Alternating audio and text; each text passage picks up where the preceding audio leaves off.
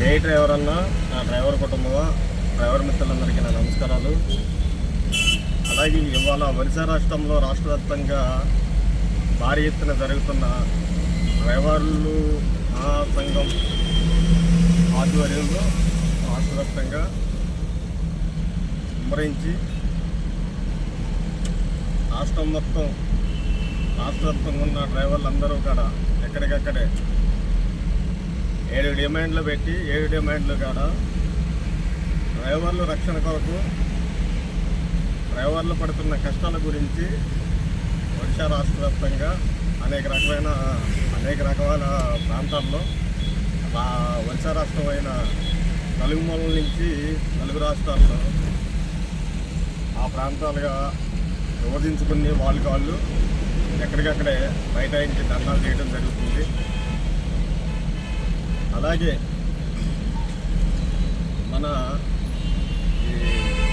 AP Telangana 2 రాష్ట్రాల్లో కూడా అలాగే మన డ్రైవర్ల హక్కుల గురించి మనం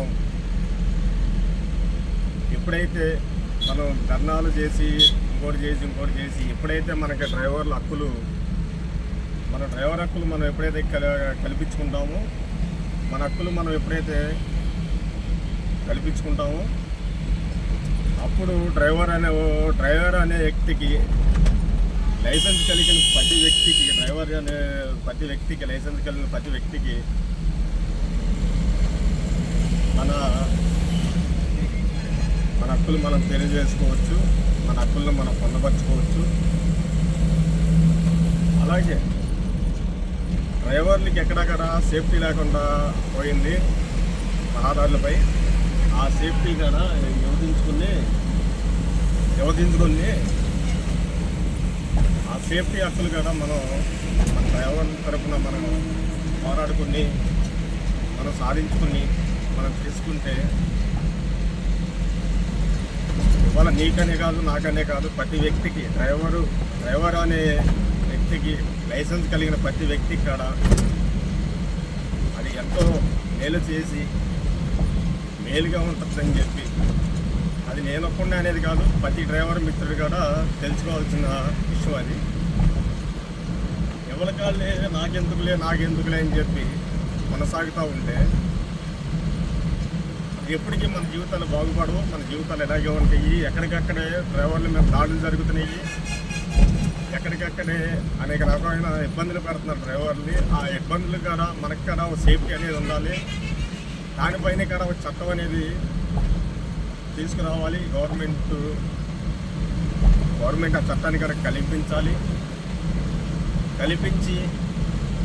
కల్పించిన నాడే మన డ్రైవర్ అనే వ్యక్తికి ఎప్పటికైనా సేఫ్టీ ఉంటుందని చెప్పి అది విషయం అందరూ తెలుసుకోవాల్సిన విషయం. అది అనేక రకమైన ఇబ్బందులు జరుగుతున్నాయి దారుల్లో, రహదారులపై.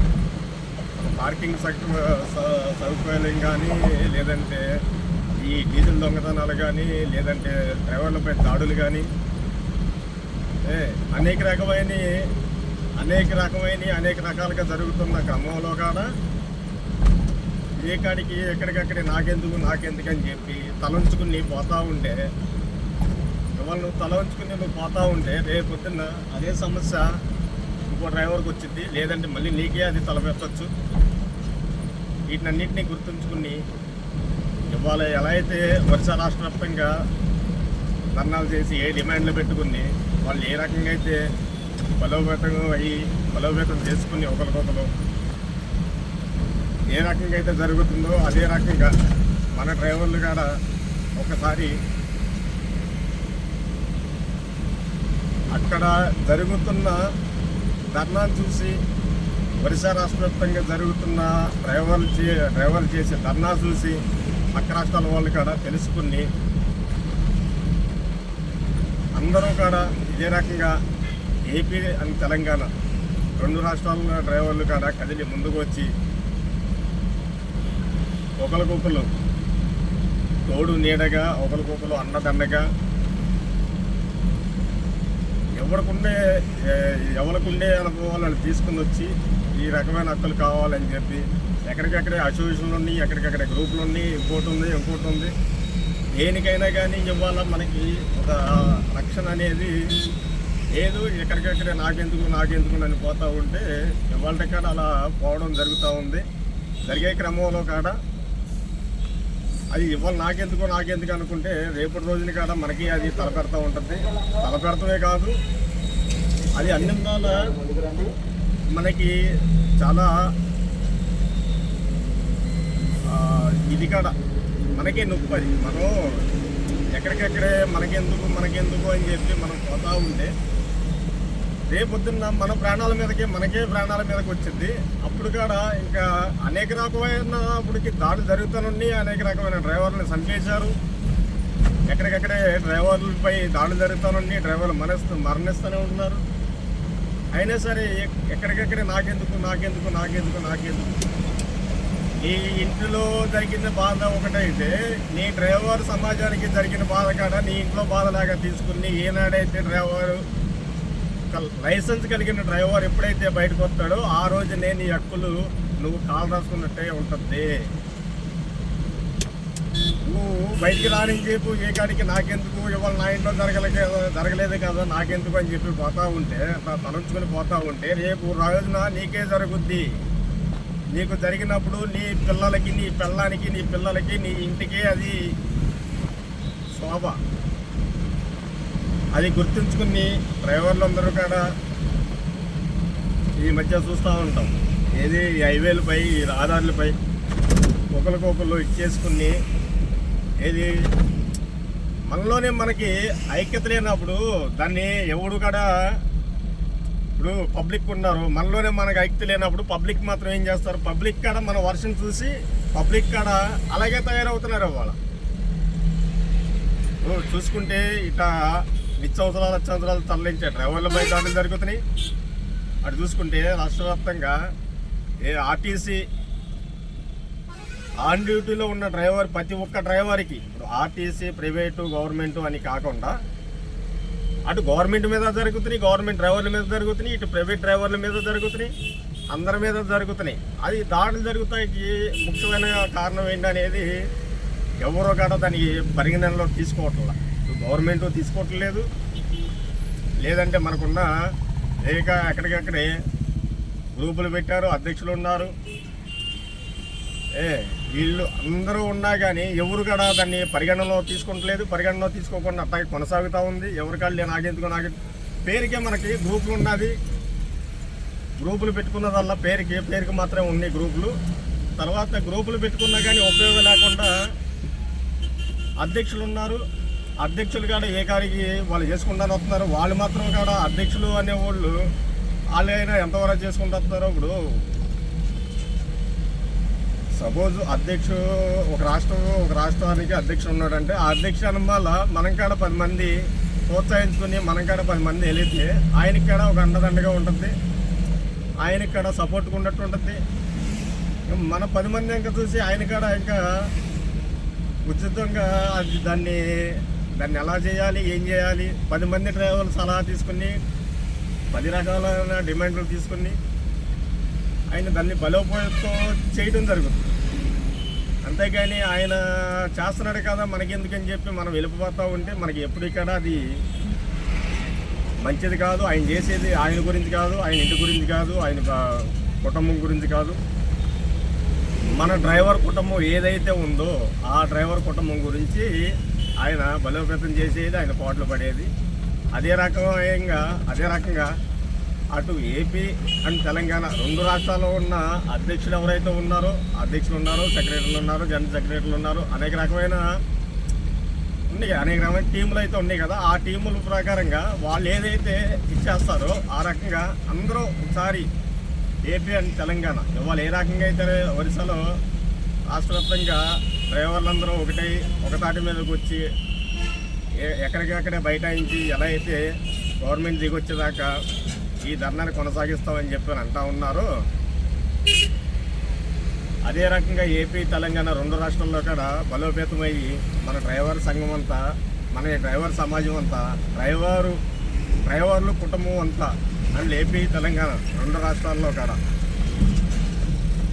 డ్రైవరు అని అంటే ఒక ఇంటికి ఇంటికి 4-5 ఎలా అయితే ఉంటామో అదే రకంగా ఒక డ్రైవర్ కుటుంబం కానీ ఒక అన్నదమ్ముల్లాగా ఉన్న డ్రైవర్లకి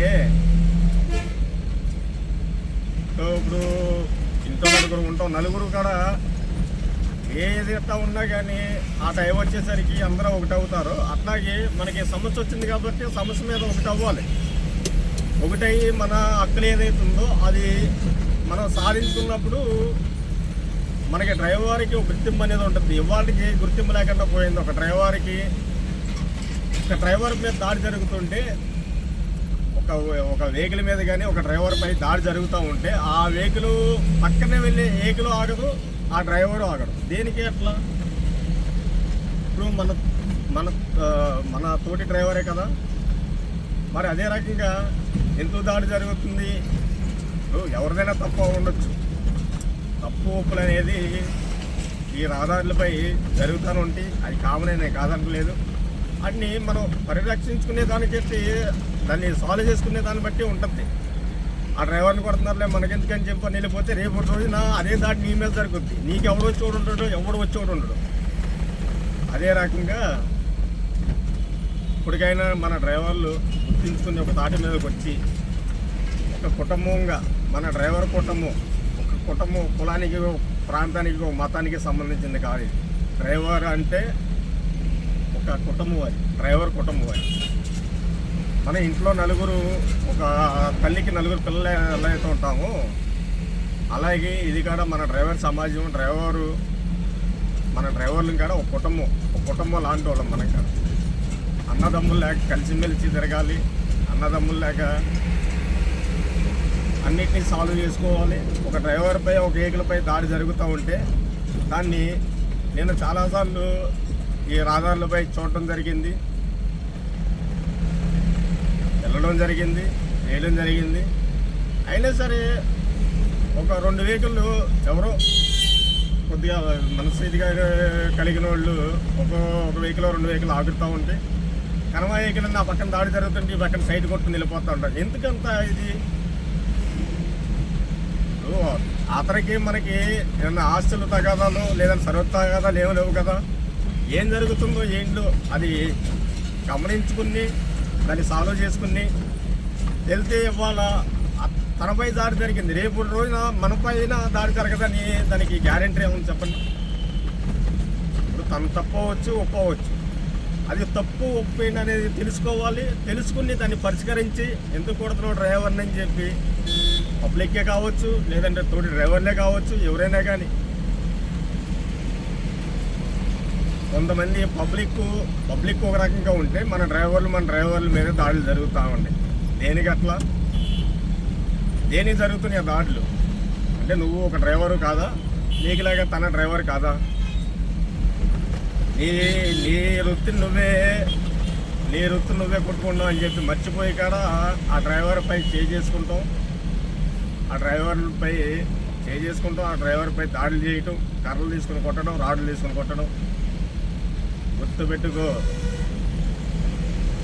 అదే రోజు ఇవాళ డ్రైవర్ని కొడుతున్నావు అంటే అదే రోజు ఆ తప్పు చేయకుండా నువ్వు ఉండవు, నిన్ను పబ్లిక్ కానీ అదే డ్రైవర్లు కానీ కొడతారన్న ఇష్యూ నువ్వు మర్చిపోయి అదే రకంగా నీ దగ్గర బలం ఉంది కదా, అహంకారం ఉంది కదా, బలం ఉంది కదా అని చెప్పి నువ్వు కొడతా ఉంటే రేపు రోజు నీ బలాలు నీ అంగు ఆర్భాటం ఎక్కడికి పోదు. అదే రోజు అదే టయానికి అదే మొదటి రోజు అదే దాడి నీ మీద జరుగుద్ది. ఇవాళ ఆ డ్రైవర్పై దాడి చేసాం కదా, డ్రైవర్ని కొట్టాం కదా అని చెప్పి నువ్వు సంబరపడి సంకలు గుద్దుకుంటే